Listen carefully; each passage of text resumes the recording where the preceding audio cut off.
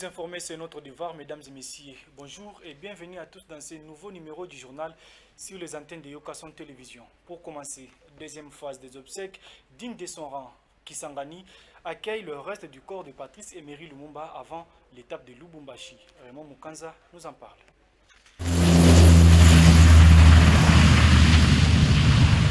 Le relique, seul vestige du héros national, Patrice Emery Lumumba, continue son parcours pour les obsèques.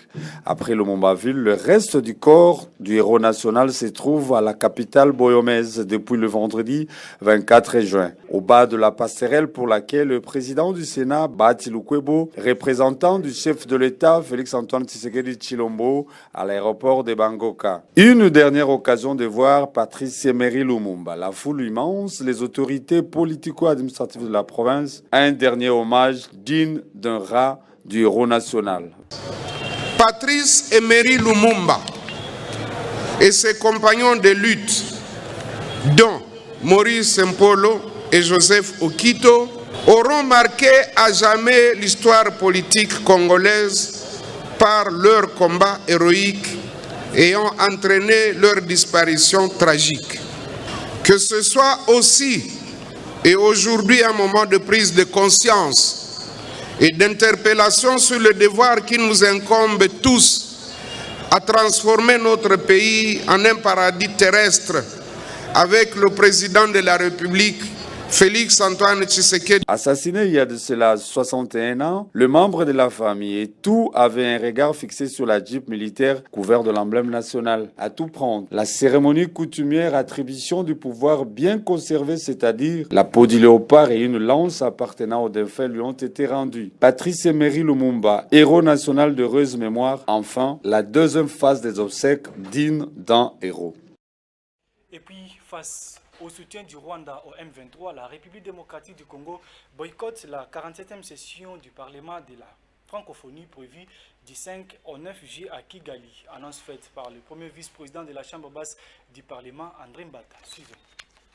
Vu la montée en puissance à l'est du pays provoquée par le M23, soutenu par le Rwanda, la République démocratique du Congo ne participera pas à la 47e session de l'Assemblée parlementaire de la francophonie prévue au mois de juillet prochain à Kigali, capitale du Rwanda. C'est le premier vice-président de l'Assemblée nationale de la RDC, André Mbata, qui l'a annoncé le vendredi 24 juin 2022 au Maroc lors de la clôture de l'Assemblée parlementaire de la francophonie région Afrique, selon la cellule de communication de la Chambre basse du Parlement.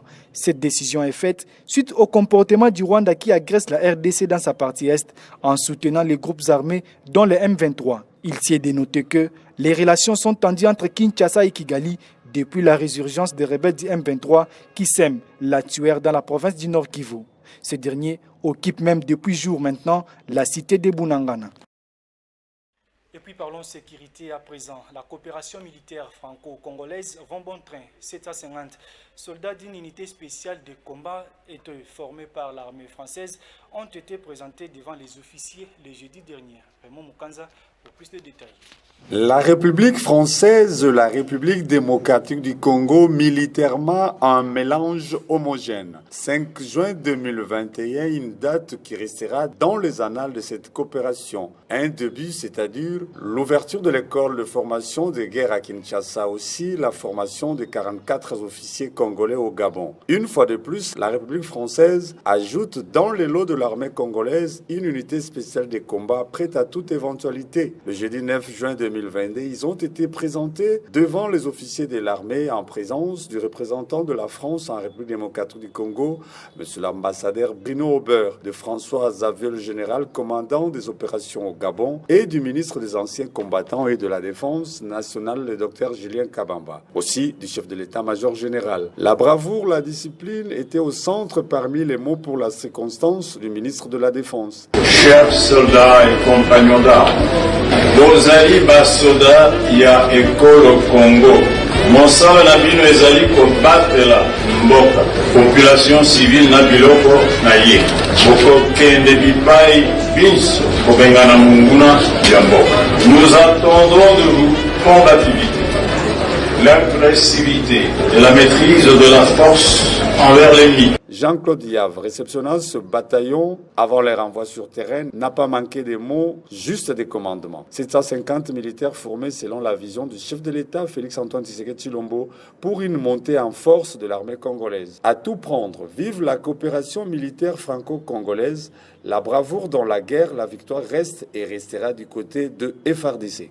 Dans les restes de l'actualité, une démonstration de force de la garde républicaine de la République démocratique du Congo, comme pour dire, nous sommes prêts de défendre l'intégrité territoriale ce vendredi 24 juin 2022 dans les artères principales de la ville-province de Kinshasa. Plus de détails, c'est dans cet élément.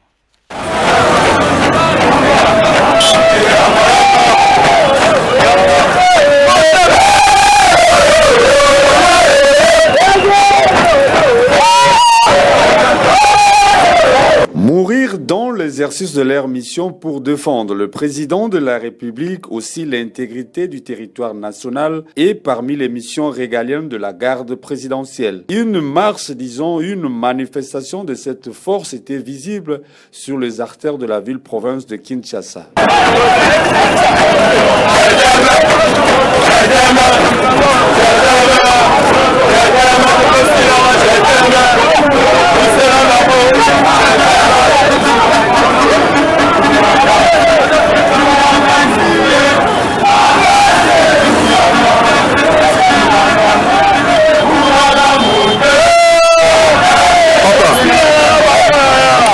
En tout état de cause, l'armée congolaise monte en puissance pour la protection des autorités, des personnes et de leurs biens. Aux ennemis de la nation, préparez-vous en conséquence. Au Congo central, inconcevable mais vrai, le gouverneur de la ville-province du Congo central a rendu public son cabinet, chose grave et inconcevable. Aucun membre de l'Union pour la démocratie et le progrès social ne figure sur cette liste. Le président de Sofati Matadi, Kasaloun Tombago Dufrad, membre de l'UDPS, s'explique dans ses duplex avec Raymond Mukanza.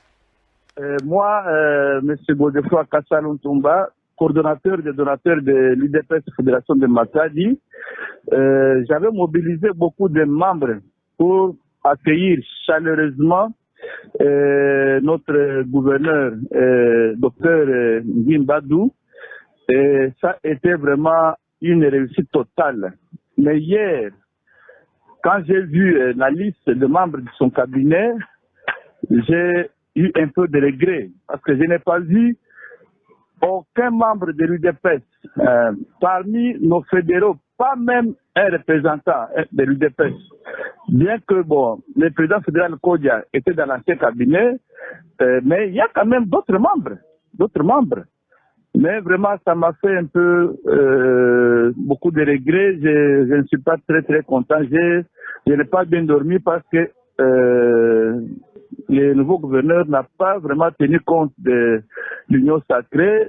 Je ne sais pas, cela est dû à quoi, vraiment, je ne sais pas. Vraiment, on s'en remet à notre hiérarchie de l'UDPS comme le CG Augustin Kabouya Manaboute est là.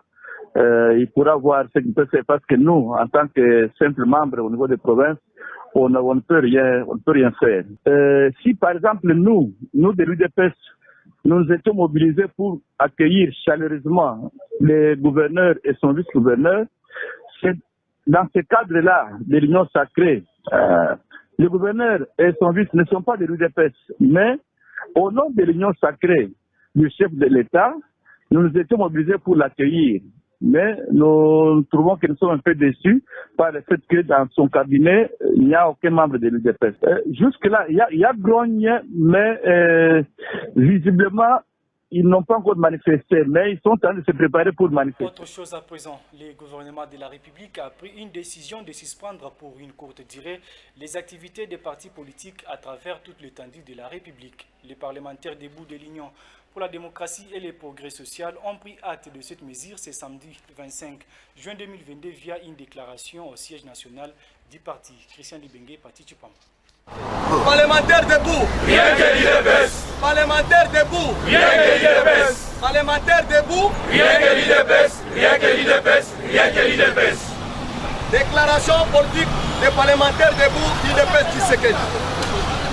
Vu la situation politique et sécuritaire qui prévaut actuellement dans notre pays, caractérisée par l'agression de notre pays, par les forces du mal, les terroristes du M23 appuyés par les forces extérieures.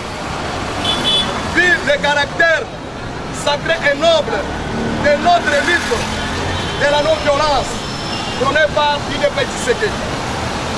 Vu le combat prôné par les sphinx de l'unité, l'idée incontournable pour l'installation d'un état de droit et la véritable démocratie dans notre pays. Nous, parlementaires debout UDPS Tshisekedi, représentant notre structure sur toute l'étendue de la République. Nous prenons acte la mesure conservatoire prise par notre gouvernement national à travers le vice-premier ministre chargé de l'Intérieur et de la Sécurité. Nous mettons en garde toute personne malvoyante qui va engager abusivement notre structure pour organiser n'importe quel match pour s'opposer à cette mesure. Nous tenons à informer l'opinion internationale et nationale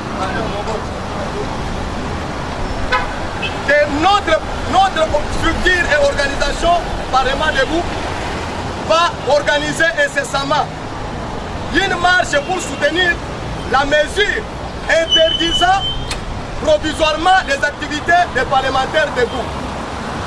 Et puis avant de mettre fin à cette session d'information, à l'est du pays, comme si cela ne suffisait, la pénurie d'eau potable s'ajoute à la misère de la population du Nord Kivu, ville de Goma. Parler à cette situation sauvera Florence Kilouba pour plus de détails dans cet élément. L'insécurité à l'Est, oui, mais aussi un sérieux problème de pénurie d'eau potable à Rutshuru dans la province du Nord Kivu.